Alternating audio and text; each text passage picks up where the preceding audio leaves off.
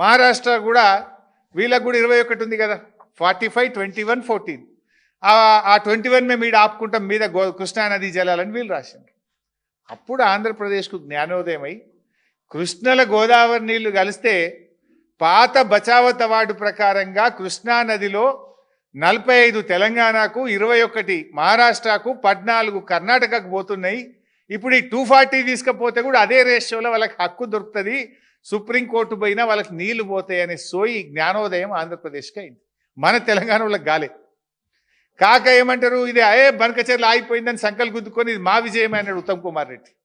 వాళ్ళు ఏం చేసింది, ఇప్పుడు కృష్ణలో కలపకుండా డైరెక్టు నల్ల మల్ల సాగర్ అని పెట్టిండు. కృష్ణలో కలిస్తే బచావత్ అవార్డు వర్తిస్తుంది, నల్ల మల్ల సాగర్ అంటే బచావత్ అవార్డు వర్తించదు. డిఫరెన్స్ ఈజ్ దానికి దీనికి పెద్ద తేడా లేదు. First package same. ఏది మొదటి ప్యాకేజీలో మన పోలవరం నుంచి బ్యారేజ్లో, కృష్ణా బ్యారేజ్లో వేసుకునేది సేమ్. అక్కడి నుంచి బ్యారేజ్ నుంచి మళ్ళీ బొల్లంపల్లి రిజర్వాయర్ వరకు తెచ్చేది సేమ్. బొల్లంపల్లి నుంచి నల్లమల్ల సాగర్ దగ్గర ఆపేస్తుండు. ముందుకు పోతే బనకచెర్ల, ముందుకు పోకుండా నల్లమల్ల సాగర్ దగ్గర ఆపి ఒక టనల్ కొట్టి కిందికి తీసుకుపోతుండు. బనకచెర్లకు పోతే ఏమైందంటే రెడీమేడ్ సిస్టమ్ ఉంది, ఆ సిస్టంలో పోస్తే ఆటోమేటిక్ రాయలసీమ అంతా పారుతుంది. ఇప్పుడు ఉపాయం ఏం చేసింది, కృష్ణకు కలిపితే పైన రాష్ట్రాలకు హక్కు దొరుకుతుంది కనుక కలపకుండా మధ్యలోనే ఆపి టనల్ కొట్టి కిందికి కలుపుకుంటుండు, కృష్ణలో కలపకుండా.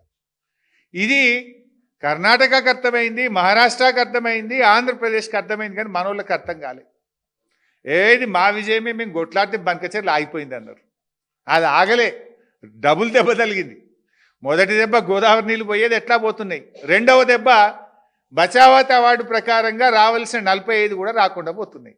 డబుల్ దెబ్బ తగిలింది. అంటే మనోళ్ళు ఆ రకంగా ఇవాళ తెలంగాణకు అన్యాయాన్ని తలబెడతా ఉన్నారు.